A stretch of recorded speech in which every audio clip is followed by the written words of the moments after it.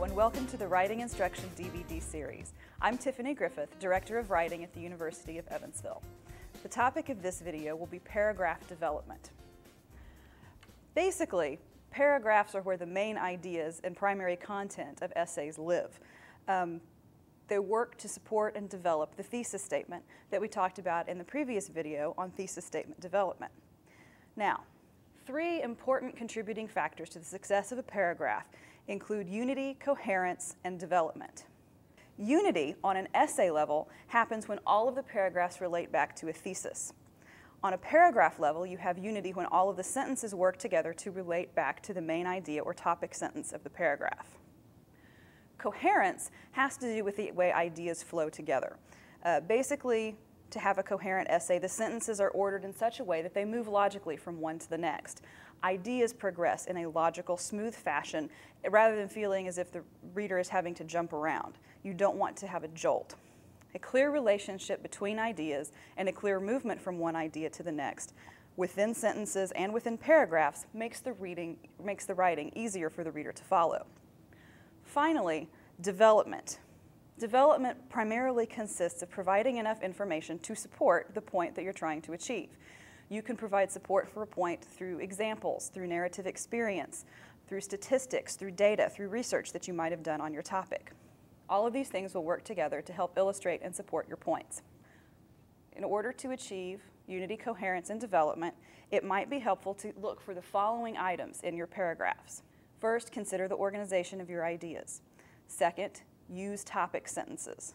Third, include transitions. And finally, be sure to provide support for topic sentences in the form of examples and details. When ordering your ideas, there are multiple ways to approach organization. One of the best ways to start, and one of the most commonly used strategies, is to work from general to specific.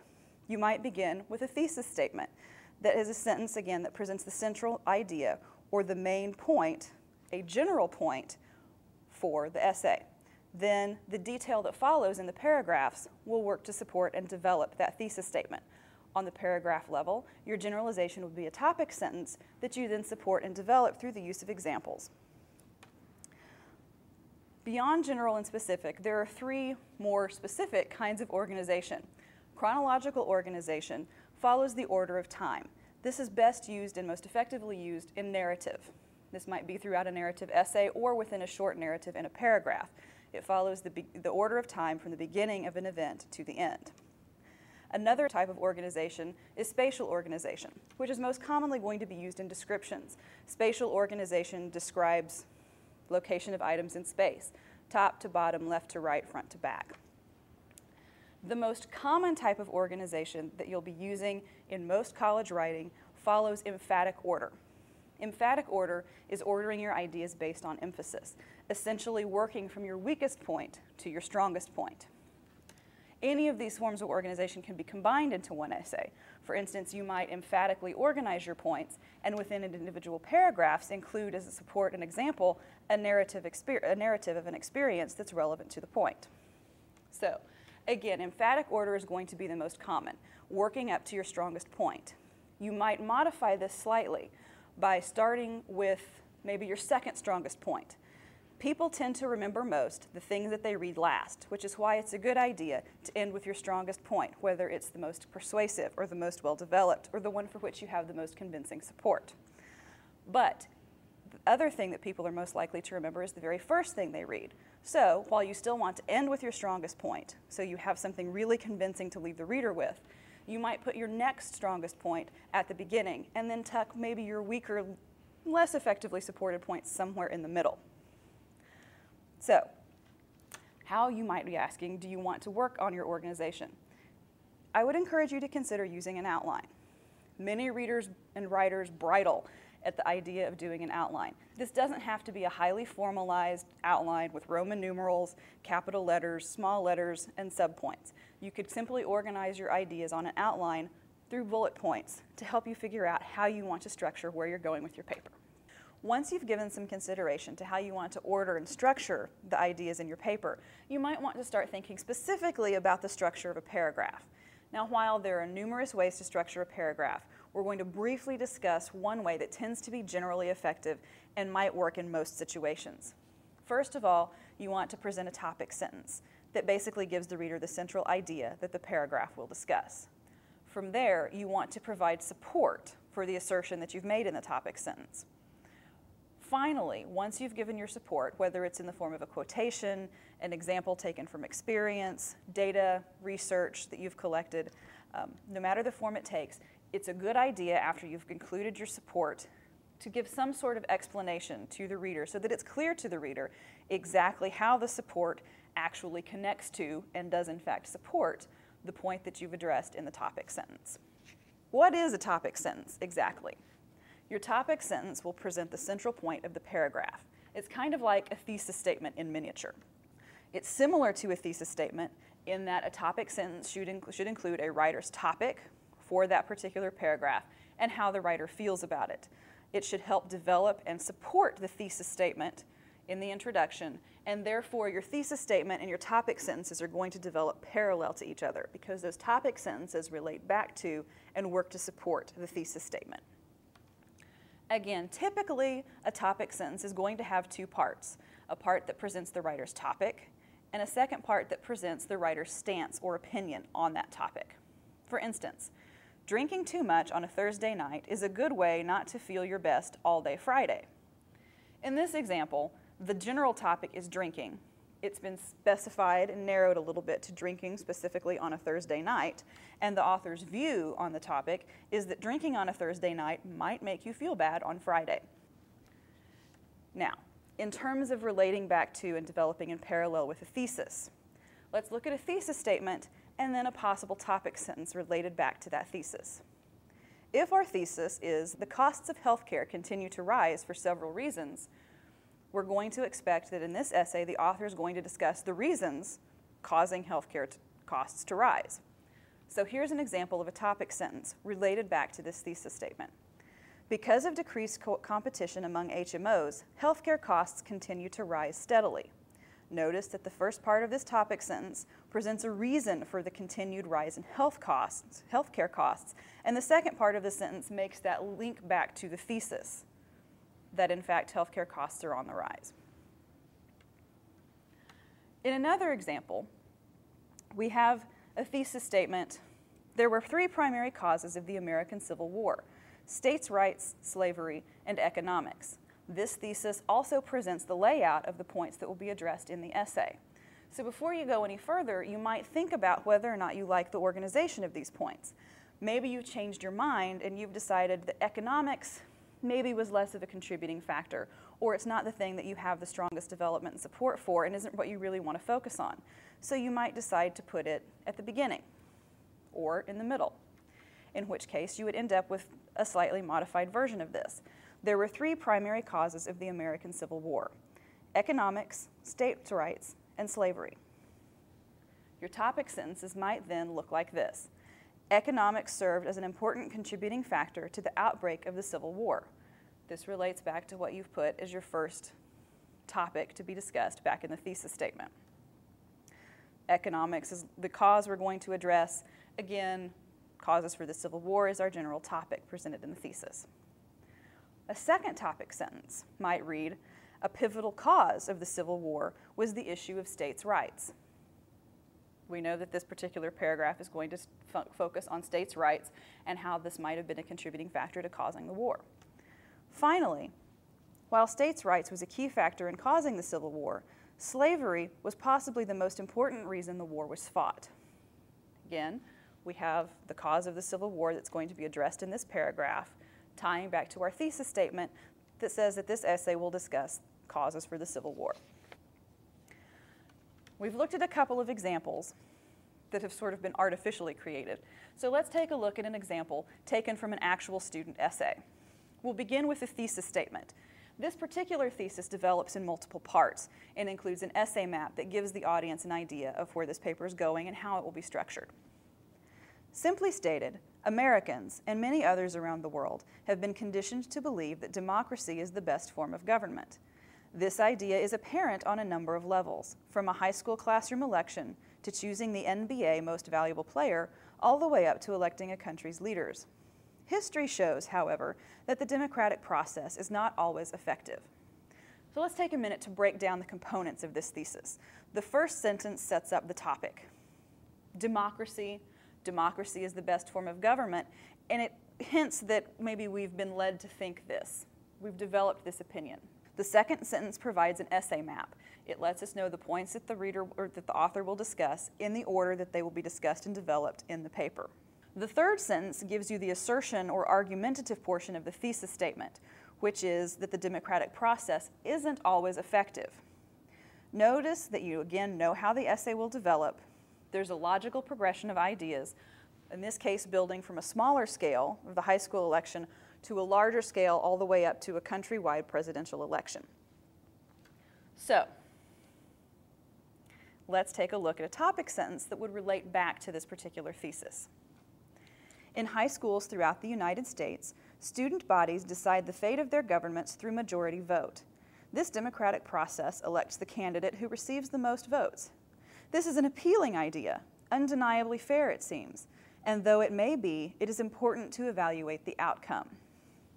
Notice we sort of have a multiple step topic sentence structure here. The first sentence presents the general topic to be discussed, specifically high school elections. While the second sentence ties the topic sentence back to the thesis statement, relating back to the democratic process. In this case, the way the democratic process is going to play out on the high school level. From this opening of the paragraph, the student will proceed to illustrate and develop a stance. The stance will be on the democratic process, specifically, again, at the high school level. Finally, in this example, the student introduces the idea that this process may not be as fair as it originally seems, and the author also prepares the reader for his discussion of the outcomes of high school elections. This discussion of high school election outcomes will provide or work to provide the development and support for the idea asserted in the topic sentence. Let's briefly review some of the key items that go into a topic sentence. These are similar to important things to consider when you're putting together a thesis statement as well. You want to avoid statements of fact. Soap operas are on in the daytime. The sky is blue. I like cookies. These are sort of broad statements. There isn't really any room for development. They're fact. You can't really argue that soap operas are on in the daytime. You want to avoid really broad statements, things that you simply can't develop and support in a paragraph. Things like, our educational system must be fixed. You could write an entire book on the educational system and why it might need to be fixed. Try to avoid using vague words like neat, nice, great, or interesting. While sometimes these can be illuminating, you have to be really careful because what's great to you or what's interesting to you might not necessarily be interesting or neat to the reader. Just as with thesis statements, avoid formal announcements, particularly of what a paragraph will do. For instance, try to avoid a structure such as, this paragraph will talk about how drinking is good, but drinking and driving is bad. You could simply say, drinking is good and drinking and driving is bad, and this would be a much more effective strategy. Again, avoid announcing specifically what a paragraph is going to do. Something else to keep in mind is avoiding using a pronoun to refer to something in a title or to an entire paragraph that you've just discussed. For instance, if you have a title such as the need for computer education, you probably want to avoid a topic sentence stating, it is needed for a variety of reasons. It's a good chance that your reader is going to have forgotten what it specifically refers to. Finally, remember reader expectations. Put your topic sentence at the beginning or close to the beginning of the paragraph. While it might be able to be located elsewhere, placing it near the beginning is a convenient location, and it's where the reader is going to tend to look for the topic sentence in the paragraph. Another strategy to contribute to the effectiveness of paragraphs is to use effective transitions. Transitional devices contribute to better coherence, which is again logical progression from one idea to the next, or what we sometimes call flow within a paper. You don't want to give your reader whiplash. You don't want to sort of jolt them as you move from one idea to the next. So let's discuss a few strategies or transitional devices that you can use to help transition from one idea to the next, both within paragraphs and between paragraphs. One strategy is to use pronouns for linkage. In this sample paragraph, we're going to discuss similarities between puppies from the same litter that were raised in different homes. Sam and Buffy were born into the same litter and adopted as puppies by single men living on opposite ends of town in Evansville. Both dogs were at the top of their class in obedience school and loved to play fetch. Both loved squeaky toys and never chewed the furniture or ate their owner's socks. They had nearly identical eating patterns. Both refused to drink from the toilet and would only eat pedigree dog food, turning their noses up at any other brand. This example actually serves as sort of a transition between the idea of using pronouns for linkage. Notice we've got the repetition of the pronoun both, and also using repetition. We've repeated both, but in this next example, let's look at using repetition to provide linkage and connection between ideas. And this repetition could be repetition of words or ideas or phrases. The new manager underestimated how important knowledge would be to success in the workplace. He had to know the company's organizational structure and who worked with whom. He had to know the history of the company as well as its policies. He had to become aware of any conflicts within the office and be prepared to diffuse awkward situations. Because he didn't know as much as he should have, he feared for his success. In this paragraph, we're building on the word knowledge and using repetition of that word with a slight modification when we use the phrase become aware. So again, repetition of ideas, words, or phrases can lend coherence and transition from one idea to the next. You can also use conjunctions or transitional words and sometimes transitional phrases. But do make note that using different conjunctions and signal words can alter the meaning and the relationship between two ideas. Let's look at a few examples. She honked the horn and he jumped into the car. She honked the horn while he jumped into the car. She honked the horn because he jumped into the car. She honked the horn. Later, he jumped into the car. Notice that there are slight variations and alterations in meaning between each of these sentences as the transitional words change. A good handbook, such as the Hodges-Harbrace handbook, can give you a more complete list of connections and transitional devices that you can use between ideas and words to help indicate connections. For instance, we'll look at a couple. If you're trying to show addition or that you're adding an idea, you might use a word like also, again, or furthermore.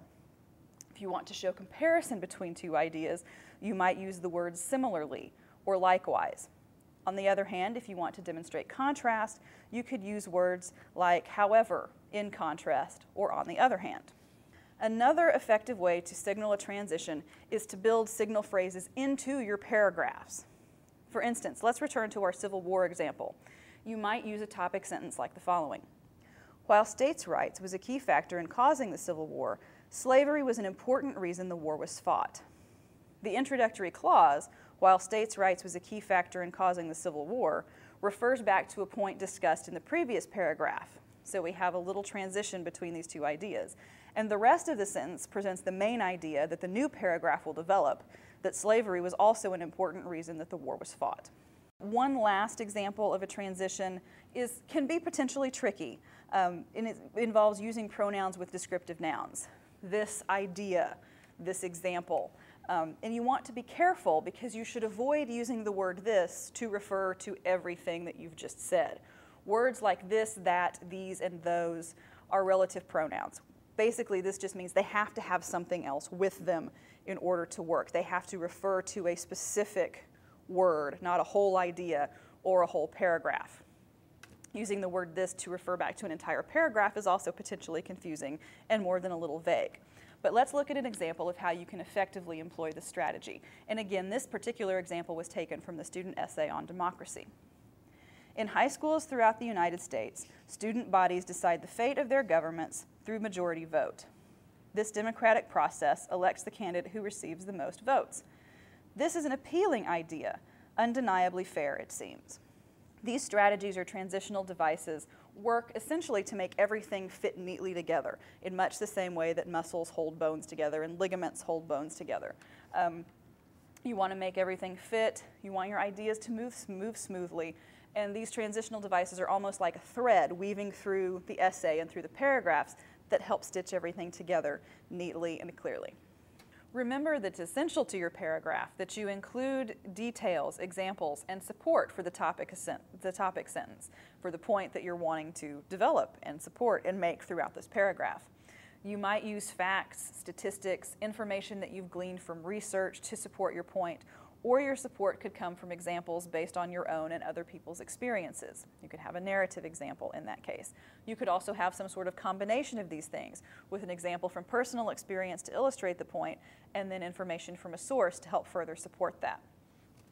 A key component of this paragraph, after you've included your support, is again to make sure that the reader knows how the support you've given actually works and relates back to the topic sentence.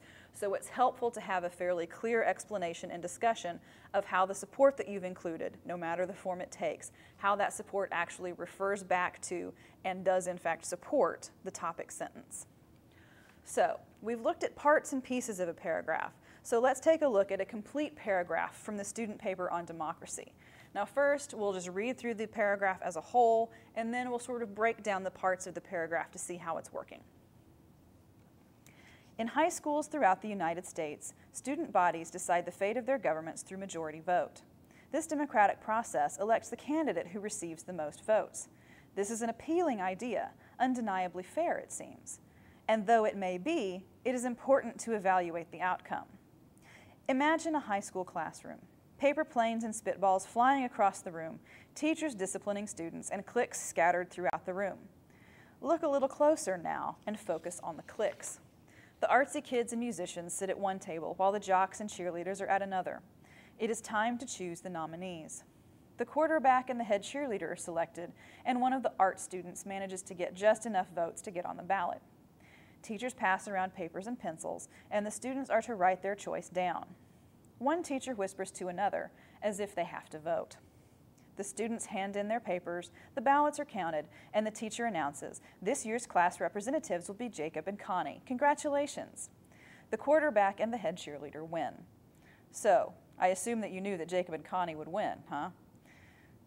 The other teacher replies, "Yeah, it's the same thing every year." Now, this democratic process is starting to seem less and less democratic and more like a popularity contest. But the flaws of democracy extend beyond popularity contests. When the voters are not educated, additional complications arise. So, let's take a look at what's making this paragraph tick. The very first sentence presents the general topic and introduces the reader to the main point of the paragraph, basically high school elections throughout the country. The second sentence, that the democratic process elects the candidate who receives the most votes, focuses in a little bit more tightly on the main point that the author will assert. And then we sort of also get the tie back to the thesis statement in that we're getting the idea that this is a democratic process. The essay is discussing democratic process. And then we move to a more specific point that there is a potential problem with this particular example of democracy. Now, if you'll notice, a majority of this paragraph is devoted to support, and the support for this paragraph comes in the form of an example. Now, this example is not necessarily applicable to everyone, but it's based on one person's experience, and is probably condensed and generalizing a little bit for the purposes of giving an illustration of the point to be made. So the support, again, in this form, in this paragraph, comes from a specific example that's an illustration of the experience. It's a situation with which most people are familiar, at least to some varying degree. After we get the completion of this support section, we do have, if you'll notice, a reflection on the significance of the example and how this example is relevant to and supports the main point, that the democratic process is starting to seem less democratic. And from there, once we have the reflection on the significance of the support, we actually have a transition, and the author is working at giving us an idea of what's going to be happening in the next paragraph. So we're getting this smooth movement from this paragraph. We've ended its main point, and we're working at examining what our next point is going to be. And it will have a new topic sentence that clearly reflects the main point for that paragraph. Let's take a moment to recap some of the main points to consider when thinking about paragraphs. First of all, paragraphs should be unified, coherent, and developed. You need to make sure that you logically and effectively order and organize your paragraphs. You want to help promote the clarity of what you're saying by including a clear topic sentence for each paragraph.